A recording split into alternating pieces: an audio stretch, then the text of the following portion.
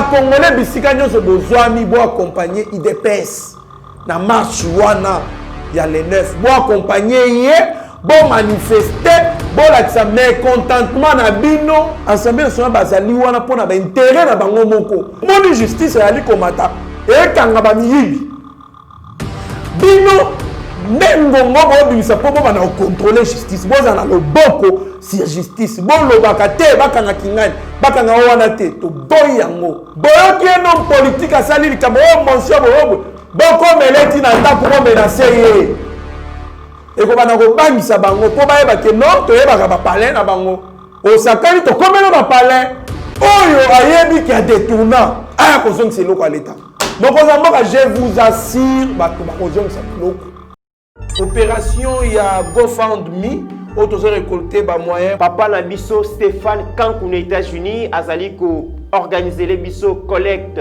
ya récolte bongo ya $15,000 à travers GoFundMe au kotika kana application wana et kopesa yo modalité ya souscription au souscrit les autres azali bongo 72,000 abonnés soki kaka abonné moko à souscrire ne serait-ce que $1 ya pamba tokozana $72,000 Kachapé zali au zuka numéro au Steve Konde affiché ou associé à mon animna na combo ya papa Stéphane Kankou monsieur Stéphane Kankou vient na biso Stéphane Kankou notre partenaire aux États à partir des États-Unis c'est Stéphane Kankou Cash App pour contribuer kaka na combo Stéphane Kankou directement coupé sans possibilité ya ko souscrire mbongo na yo Western Union ezali Manigram ezali M-Pesa, Tigo Cash, Airtel Money. GoFundMe pour contribuer pour na Yeba TV en tout cas et vous allez bien bingi pour te servir bino na lolenge bolingi la to servir bino $15,000 ezali belé mais pour na Yeba TV votre chaîne ezamuki par soutien nyonso o bosanango bozo sala kolona biso kolope abatela bino bosunga biso dans 1 ou 2 semaines toko kisambongo wana tout ça ba matériel sophistiqué ba matériel professionnel pour permettre à ce que notre réalisateur aka muisabino na musala wa kosala parce que bolobi Yeba TV c'est la qualité Yeba TV c'est le professionnalisme merci na bande ko nyoso ba soutenir biso kaka ndenge musalo ezokende to lembate kobondela po na mboka na biso la République démocratique du Congo. Bonjour mesdames et messieurs, bienvenue dans notre émission Éveil patriotique. Il y a Mokolo Mwalelo Toko Beta actualité tout ça la analyse politique sur Maïnion Somali Kole Kanambo Garabiso. Tu sais bien que c'est depuis le dimanche que le président de la République séjourne en Belgique Mboka Oya Vanda Mingi à part la République démocratique du Congo Alobara Mboka Vanda Mingi ezali Belgique pour un séjour privé, alors tu éviter au juste, bien que la rumeur, les alliés, à qui pour la santé, pendant que crise, donc une situation est attendue entre FCC Nakash, président de la République, autorité européenne, autorité belge, pour la matali politique. Et puis, il y a certaines sources qui disent même que il y aura probabilité que Martin Fayoulou, Martin Fayoulou qui deuxième dans l'élection présidentielle il y a 2018, à Kokikokutana Mokozamboka en Belgique, selon Bassouso Tozana, or tout est comme la dernière. Ambassadeur il y a États-Unis na Katia République démocratique du Congo, à Yebaki Kokutana Jean-Pierre Bemba, akutana kina Moïse Katumbi, ayaki pe lisusu, kokutana président de la République à l'occasion il y a 60e anniversaire il y a 30 juin il y a indépendance na biso pour appeler un message il y a président américain Donald Trump mais batumisu baoloba dans les dessous des cartes ezali médiation moko ya makasi ali kolekawana po yete ba nyonso o bazalaki n'opposition o bayebana kina ko kabwana na accord ya Genève bakoki kosangana Donc ça sera aussi une bonne chose pour nous. La proposition de ceux qui est bongo à condition que bangonyo surtout dans la même morale, il y a qu'on travaille surtout pour l'intérêt il y a population congolaise ou azali na paupérisation moko en tout cas il y a moins 8 degrés ou soit moins 1000 degrés parce que population congolaise bazali na 4 souffrance makasi kolia et ali eloko komi lokola or les locaux mutu alia pour mutu azwa eloko kolia. Donc il faut bêta calcul ya kosakanate. Il y a des Congolais, des familles congolaises oh bazola lanzala. Alors tous en a posa tout monde batouana ceux qui ba kosangana basangana pona intérêt commun ya ba Congolais va se retrouver, c'est-à-dire les 5 besoins fondamentaux de l'homme: le logement, la nourriture, l'instruction, l'éducation, les soins médicaux et la sécurité. Et ça là vraiment prérequis biloko oyo Congola kolonga. Ça sera une bonne chose en tout cas. Merci beaucoup. Nous souhaitons un bon séjour dans Mokozamboka en Belgique. Et puis nous allons parler aussi de la marche au IDPS. Ça va organiser le 9 juillet 2020. Le 9 juillet oyo ezali na mama na marche wana ezali pour la contester intérimaire ya Ronsard Malonda oyo azali choisi comme président ya CENI pour kamba a CENI na échéance électorale ya 2023. Alors batu ebeli basepelité na choix ya Ronsard Malonda. Pourquoi? Puisque bazali ko reproché comme étant Moutouazan obédience, il y a FCC. Alors, naï personnellement, na ébélié na CENI, parce que je l'avais vu na jour oyo, ou soit na mikolo, ba contentieux électoraux, il y a qui collé à la Cour constitutionnelle à l'occasion, il y a l'élection, il y a le 30 décembre 2018, na monaye ko défendre CENI, en tout cas, ndé mokolonga na découvrir. Alors, mais selon des sources, ou soit selon d'autres interpellations, ou soit révélations plutôt, il y a Batumissous Baoloba, Ali Moutouali, na obédience, il y a FCC. Il y a Moutouali comme on a précipitation au FCC à Ali na yango pour la kovandisa ye na kiti wana ya CENI. Donc pour la nini, pour un jour à Roki Kosunga bango, c'est-à-dire tant batu bavandisi mutu na makasi na bango ba wana mutu wana normalement kozala redevable envers bango. Pour la nini un jour aya ko sala que apesa bango lisusu majorité lokola o baza nango o ba ali ko bloquer développement ya mboka. Lelo nani a évité que FCC na majorité na ye o baza nango na Assemblée nationale pe na Sénat de ezali compêcher que mboka etambola bien. Ba proposition ya ba loi nyonso ya malonga ya bien bango bali ko boya yango bazali ko vandela yango na ba tiroir et pas ba caution bali ko kamba des chambres wana. Alors nyonso etali développement ba congolais réduction ya ba emolima na bango makambo etali nyonso to etali ki osunga pe avantage ya ba congolais ba se retrouver. Non, bango bali ko boya po bazali na majorité parlementaire. Alors, nyonso wana et à l'issue logique, il y a l'élection au Salemaki le 30 juin, le 30 décembre plutôt 2018. Oyo baeba kozwa majorité qui fabriquée. Batumisusu ya politique ba bengi yango majorité artificielle. Donc artificielle ali eloko basali na moto. Oyo ezali naturel te. Oyo outi na voie normale te. So ba bi ke ndaku oyo ezali artificiel et la kisi ke ndaku oyo basali yango na bato. Ba créer yango ko créer. So ba bi ezali naturel ezali oyo nzamba keli. Donc c'est pour dire que majorité artificielle wana ezali imposée na président ou azaki comme président ya CENI na 2018. Mais si il faut télémer na makambo de sorte que soki ke mokonzi moko ya na CENI o kamba CENI azala muto wa kozala muto uti na volonté ya souverain primaire bazali bongo population, c'est-à-dire majorité populaire nde ponaye. Comme ça mutuwana tokondimaye ki akamba biso po nini po akozala redevable na population congolaise. Mutu ezali redevable na population congolaise, c'est-à-dire azozongisa na kyolo bazongisa matondo ou soit aza reconnaissant na population congolaise. Or, si vous allez reconnaissant la population congolaise, c'est-à-dire que vous allez reconnaissant na Oloba Congolais bakoloba.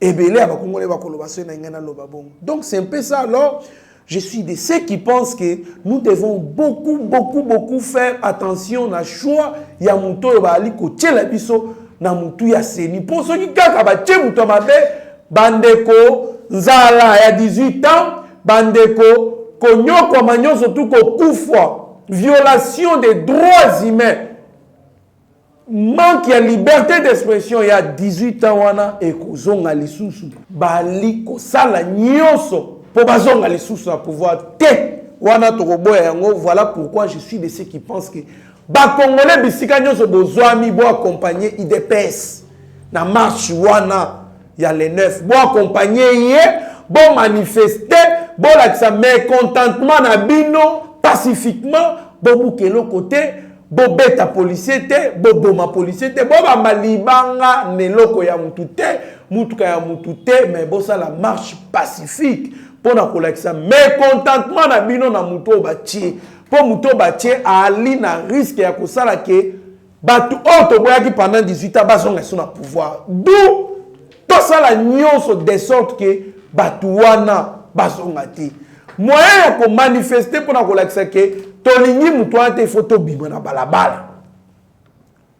Il faut qu'on accompagner IDPS na marche ko sala, ko accompagner pour na kolakisa ke mutu wana toboye tolingi yete tolingi bota mutu oyo akouta na choix ou soit na choix la population ou soit en grande partie que la population se décide.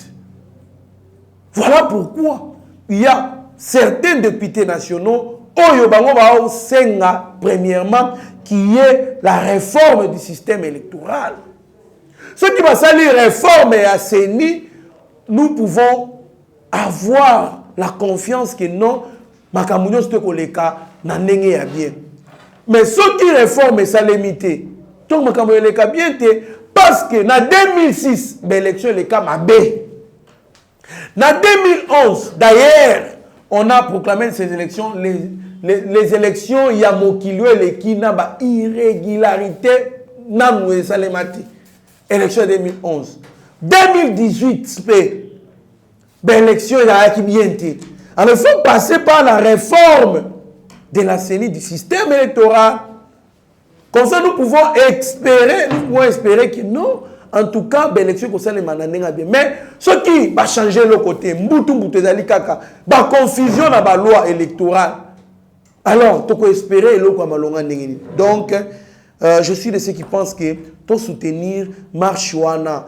À part marche il y a IDPS wana ezali sous na CLC o bazali ba laïque bango pe bazali ko organiser marche na bango le 19 juillet pour na ko senga dissolution ya Assemblée nationale bande ko na otokoloba kala mingi te na otoloba ke Assemblée nationale oyo na Sénat elakisi biso na mpuasa ndenge bali na volonté ya kosunga mokonzi mboka te po bongisa mboka. Congolais ali konyokwama, Congolais akolala nzala, Congolais otama bilamba e pasuke toboka. Congolais azali na esika akolalela te. Congolais azali kotambola makolo ngulu. Congolais ali kokufa. Bazo boma injustement pona kitana ye oyo ye muto asenga te nzambe apia biso ya apia yango. Congolais ali kokufa na maladi oyo na mboka misusu maladi wana balonga. Pona nini po ba condition sanitaire ya malonga ezalité bopito ya malonga ezalité mais sikoyo batu wana o ba maintenir biso ba na to ba kutu ba enfoncer biso soit ba continue na mozindo ya souffrance wana ya kokemba wana bali ko préparer moyen ko zonga sona pouvoir te to boyi yango tolingi bachela biso na seni mutu oyo akozala na bosembo mutu akobanga non seulement kobanga batu mais abanga nzambe de sorte que asala ki makambo etambola ndenge ya bien. En tout cas ekozala bien makasi soki to moni ke makambo ali ko kende na ndenge ya bien bobima bo marché c'est coup de chapeau na bino parce que beaucoup tambola pour bosser la dissolution de l'Assemblée nationale. L'Assemblée nationale bazali wana pona ba intérêt na bango moko.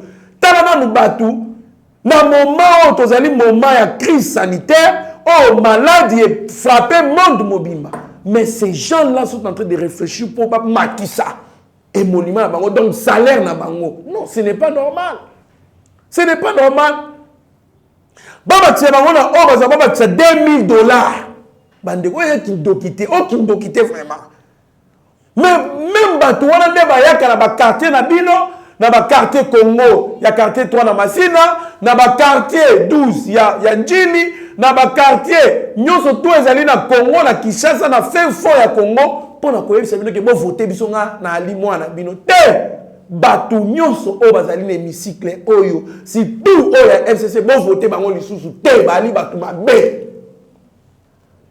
Na moment où tu as mbongo pour trouver solution makambo biloko kolia et mati ba biloko commerce ça mais sous ndenge ça ma crise économique ezali mondiale mais bango bali ko senga ba matisa bango mbongo pe biro ya Assemblée nationale ali ko senga ba matisa à 50%. Imaginez un peu budget à fonctionnement ya Assemblée nationale. Donc ceux qui va payer ça bango 1 million ba ça $500,000. Bako bana 1,5 million aucun dokité vraiment. Yango ngazali parmi bato ba osenga ke tout royo soki ba meki ne loko wana ba militaire boko tamakambango. Boko tamakambo pona nini ba pesa ba mbongo ebele na musala malonga te basalaka bazwa ba $7,000 ba $5,000 pendant que bino bali ko toucher soki $1,000 ya pamba te botelema. Bokibisa bango. Comme ça, équilibre ezana. Ba professeur de l'université au bazali kotoka, ba otangisa banda 18h banda 7h ti 18h, ba simba bambonga malonga te mais bino pona qui sont pour tomber le boko, qui sont contre tomber le boko. Olali ba pongi na palais du peuple kuna ozongi boye $5,000 na fin du mois. O ezali kindokite, botika ba aventure wana, mboko ezali bino moko te, mboko ezali ba tuyo surtout. On est beau zalana pour l'intérêt de la population, nous surtout nous bozana pour l'intérêt de bino pour se protéger. Bon, mon justice ali komata et kangaba miyibi.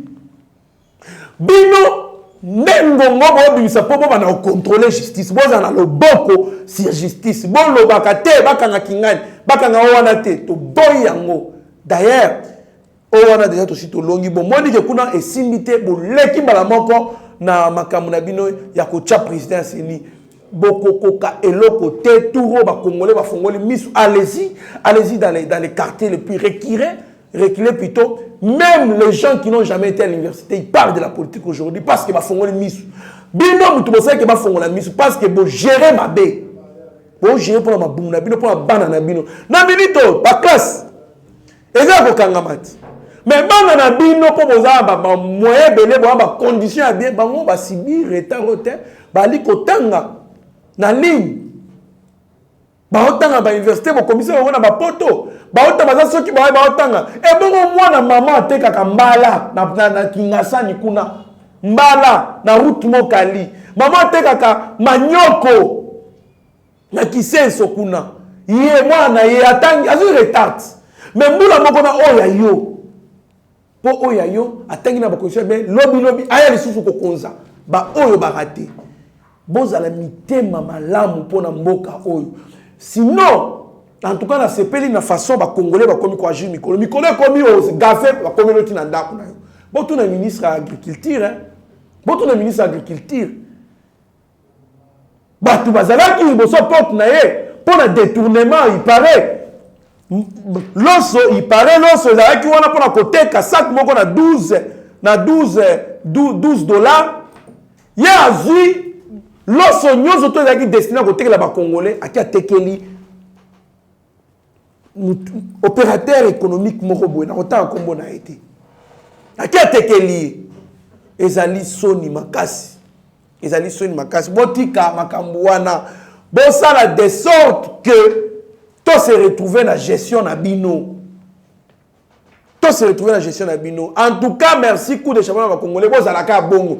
Boyoki un homme politique à sali likambo monsieur bobo. Boko meleti na ndako ko menacer ye.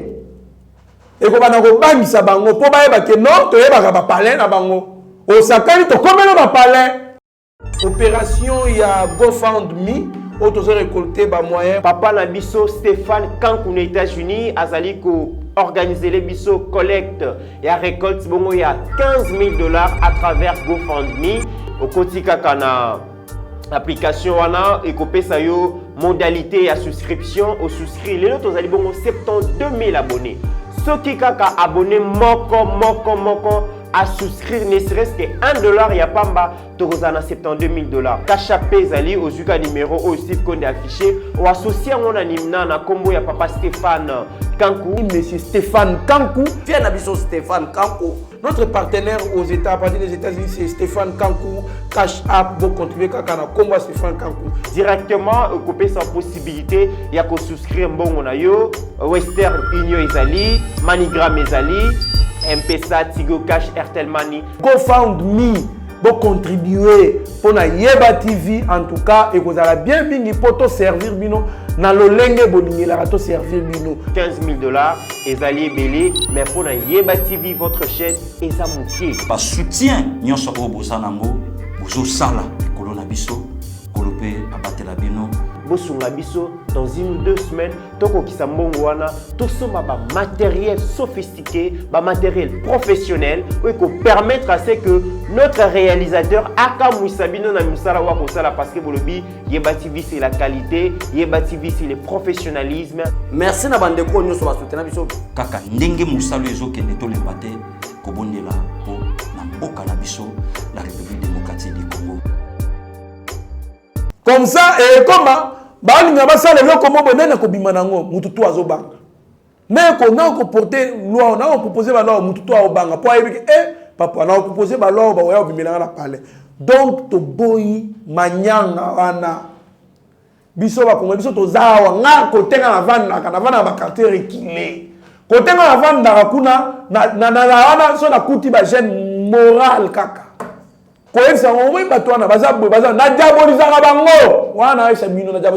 sorte que bino wa mabe wa ba to compter sur bino tipo bomi mboka oyo président yé yasika na ba intention ba bonne volonté so mona devant tout le monde bino boali ko tchaye ba poso etabe pourquoi ya esimbate po bolo ba ki omoni biso ko tezaki bi etala yé et monani awat ba député ba kota na palais du peuple pour ba voter ba proposition ba loi ya mabe wana ya kindoki wana ya ko dépouiller justice na pouvoir na yango bomona kité tonali coordonnateur ya FCC alobani ce n'est pas le moment de faire ces gens-là d'empêcher les élites du peuple à Djakou oh bisoto vota. Ce n'est pas le moment d'empêcher les élites du peuple de faire leur travail. Il est temps de voir, il y a plus de 6 armées étrangères sur les sols congolaises. Ah bon? Ah bon? Les dollars, maintenant les 10 $ s'échangent à 20 000 francs. Ah bon? Mais vous allez dans la coalition. Vous allez dans la coalition. À 70% du gouvernement, c'est les FCC. Vous pensez quoi? Si aujourd'hui le président Félix échoué, la quinquennat a échoué, vous voyez que vous serez épargné. Le Kouta, bien au contraire, peut-être Koutou, tout ça, les fortes voter, tout voter dans les députés. Il y a de sorte que, à cause de bien pas, les députés, FCC, va bloquer. Tout Congolais, c'est ça. On a évité Eric Moudia la soque dans le Kouta. Comment tu as évité que Bino nous empêcher à travailler bien?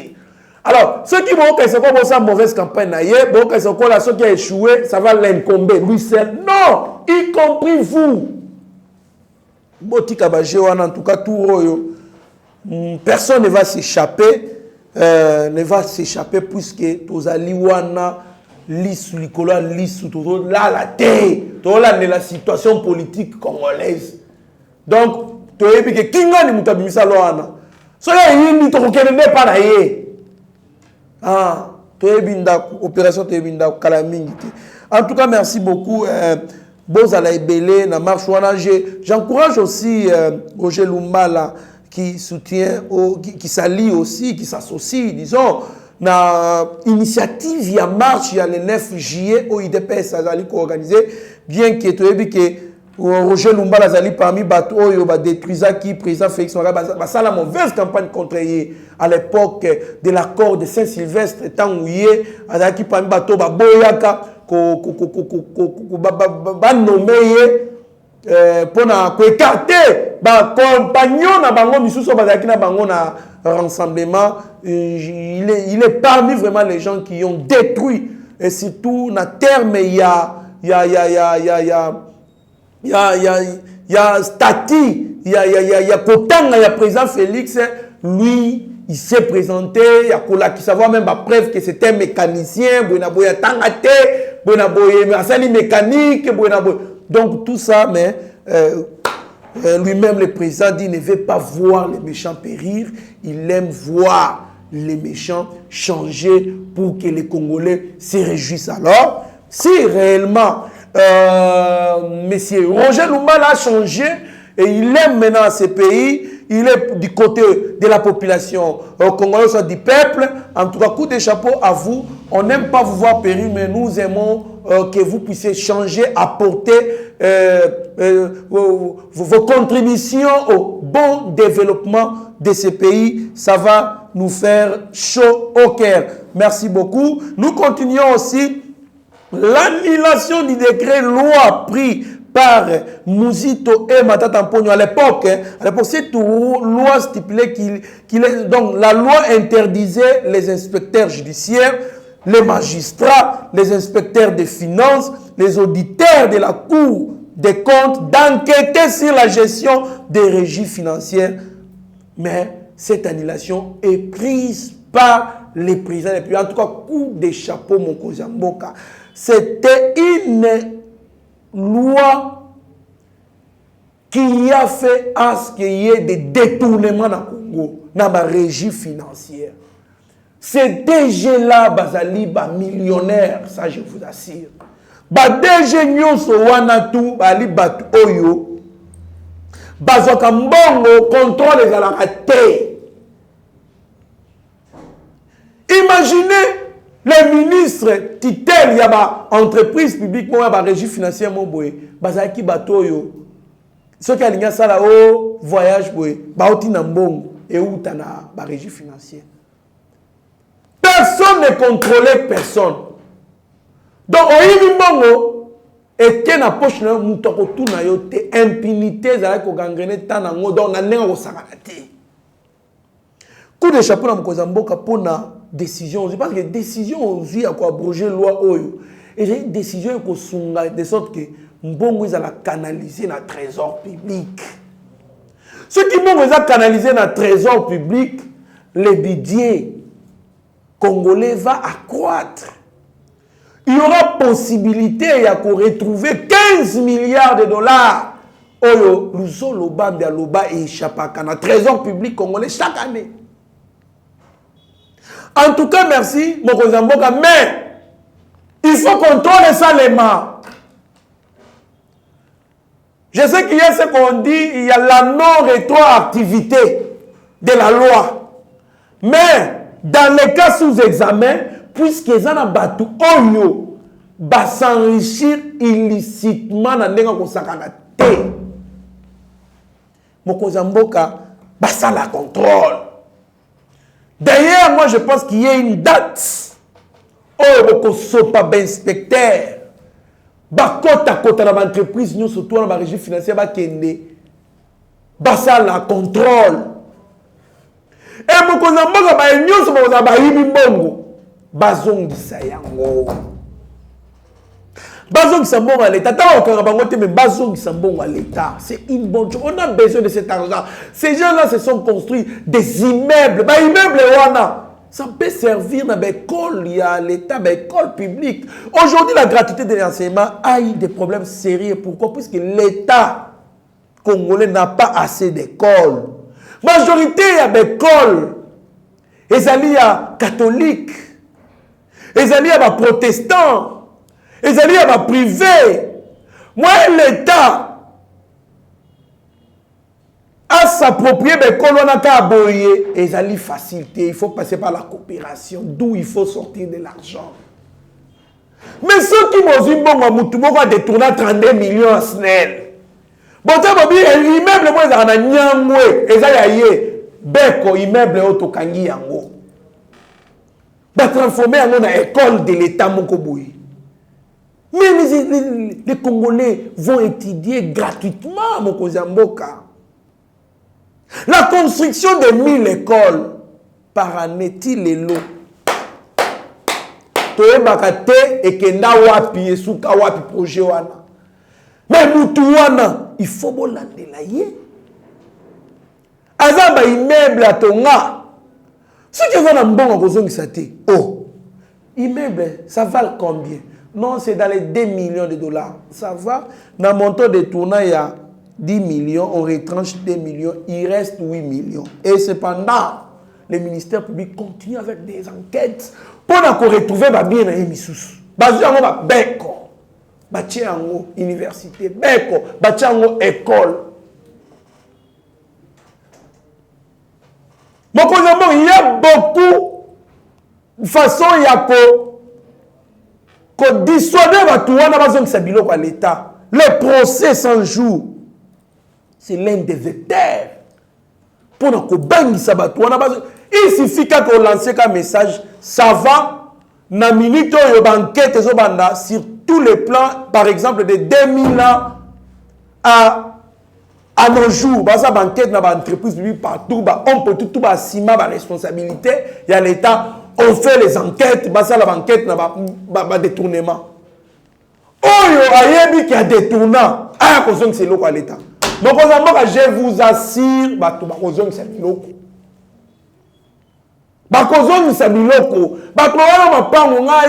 ils ont un dossier à 2 millions, nous parlons à 1 million 500 000. Oui, par mesure de grâce, oui, on prend 1 million 500 000. En tout cas, tout soldé, et s'il n'y aura pas de poursuite judiciaire contre vous, allez-y. On va beaucoup gagner. Il y a des individus qui se sont enrichis injustement au détriment d'autres Congolais. Comment est-ce qu'un Congolais mokoboye, il y a ça le qu'on a un Congolais mis à part. Mbongo ya l'État congolais, ayibi yango, à son niveau tout caché, il fait du tapage dans Manzela, dans les pauvres Congolais oyo, bah sur opportunité on a occupé ma poste à occuper. Ce n'est pas ça. Pourquoi il y a une catégorie de Congolais qui doivent bien vivre, bien s'enrichir, au détriment d'autres Congolais? Non, non. Zambetan à Keli Congo pour les Congolais. Et tout ce qu'il y a comme minerais, tout ce qu'il y a comme richesse, ressources naturelles qu'on sort, il y a RDC, ça doit bénéficier d'un Congolais n'y en sort. Il n'y a pas des enfants chéris de la République. On va bénéficier d'un biloko de Kabamisusu. Non, ce n'est pas ça. Par exemple, comment ça n'a pas si makasi. Chaque jour, je ne passe aucun jour sans penser à ceci. Il y a un Congolais, pour avoir géré ce pays, dans le temps comme on a été, par année, il vous touche au maximum 8 millions de dollars. Par année. Par année, il vous touche au maximum 8 millions de dollars. Ah, bandeko. Hier, il y a ça, il y a 8 millions. Pendant que fonctionnaire l'État a 100 000 francs congolais. Donc, on a 8 millions. Et puis, Moutongo a 8 millions. D'abord, il est hyper riche. Ça, c'est une injustice. Un multimilliardaire Mais chaque mois, République, Mbakananga, et puis il y a 8 millions. Non, ce n'est pas normal ça. Ce n'est pas normal ça. Mbongo wana 8 millions, ça va fonctionner uniquement dans l'enseignement. Ou soit dans la police congolaise, dans le ministère intérieur, pour équiper les policiers, pour faire bien, bien, bien, bandeko. Le recyclage, la formation, la police qui va travailler très bien. Mais il y a un Congolais extraordinaire qui vous touche 8 millions chaque année. Mon pays n'a pas de la chance. En tout cas, ils allaient pas si mingi. Merci beaucoup à tous ceux qui nous ont suivis. On me signale déjà là-bas que tu commis presque Nasuka. Il y a émission Nabiso. En tout cas, il y avait beaucoup à dire. Malheureusement, le temps nous a fait défaut. Je pense que prochainement, nous allons encore continuer avec ce genre d'éveil patriotique pour nous ça va comprendre que ceux qui ont une opportunité pour contester le monde et aller local là pour enchaîner pour tindo na mabe et pour tindo na souffrance telemela yango toke banako boko la mutu oyo azali lokola élément déclencheur ou soit élément protecteur, il y a souffrance, il y a Congolais. Si les opportunités se présentent, il y a qu'au contraire, nous devons les faire le plus tôt possible. Bandeko, non, ça c'est de l'injustice sociale.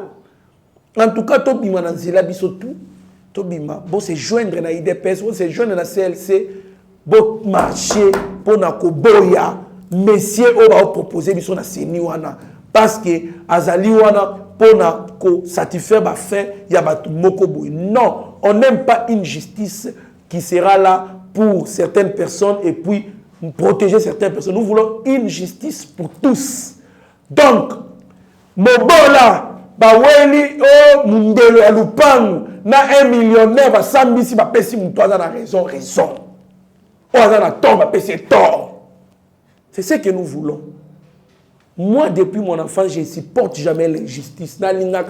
Tout à vivre, et moi, j'ai du mal quand moi, je suis dans de bonnes conditions, mon voisin ou soit mon ami dans de mauvaises conditions. Moi, naturellement, ça me fait mal. Donc, en famille, pendant que moi, je mange chaque jour, 3 fois par jour. Non, c'est naturellement. Moi, je suis comme ça. Et Ali pas si mingi pour que tu aies ma bébé non seulement vous détruire Mboko pendant 18 ans, mais vous voulez continuer, vous voulez encore s'éterniser au pouvoir. Non, ça ne va pas passer. Je pense que je suis de ceux qui pensent qu'il faut soutenir Bateau, ma initiative à ça la marche pour la Messieurs Ronsard Malonda. En tout cas, merci beaucoup à toute l'équipe de Eba TV. Merci beaucoup Bobo Sanaté. Il y a une plateforme que nous avons lancée, GoFundMe, pour contribuer pour la Yeba TV, pour mon niveau professionnalisme, moko oyo, bolingaka toko manango. Je pense que chaque fois que nous faisons des analyses, nous faisons nos émissions, vous nous appelez pour nous faire des remarques, pour nous encourager par rapport à les acquis que nous avons déjà. Alors, pour continuer dans le même échelon, pourquoi pas contribuer, de sorte que tous là, n'a pas moyen et puis pourquoi pas ne pas avoir notre propre chaîne TNT de sorte que n'engue bobenga biso to ligné de ko trésor quand tout le monde est émission on a député tout le monde a Mitterrand est député tout le monde a pasteur Guili Chaud est député bien sûr bino boye biso moi aujourd'hui c'est na qui en France na ozanga pas ça ko vendre té c'est na qui aux États-Unis de même mais na Congo YouTube ezali suivi mingi té connexion ezali mbongo alors ceux qui vont soutenir la contribution à Bino, de sorte que tous à la chaîne à TNT et qu'on a bien beaucoup à la remode à paix, DG Chadrak, Yepé, a animé émission Moko Boui. Il y a un éveil patriotique, ils allaient bien. Ils allaient bien, en tout cas, merci beaucoup pour contribuer. Il y a aussi Cash App, toujours, on a Congo, il y a M. Stéphane, tant qu'on est partenaire aux États-Unis pour contribuer, ça sera des bonnes choses, ça va nous faire chaud au cœur. Merci beaucoup à mon grand frère Bibert Chimbalanga, merci beaucoup à Oben Chiswaka, Sami, MTC Bozali, et Belo Molana Biso, mon vieux Chacho Pipo de Madrid, mon vieux Alberto Mbia, Binon Sotou, Papa Bassompez, en tout cas, Claudine Kandolo, Bozala. En tout cas, branchez sur notre chaîne, vous savez, en aucun cas d'ici, Eric Moubiala, Chiswaka, Mike Chiswaka, Rabi Mokoko, Kimo Maïba TV, Steve Konde, HD, les petits génies, Babi, les grands réalisateurs. Restez branchés sur notre chaîne, vous ne serez en aucun cas d'ici, mieux vaut être maître de son silence qui est plutôt esclave de ses propres mots. Merci.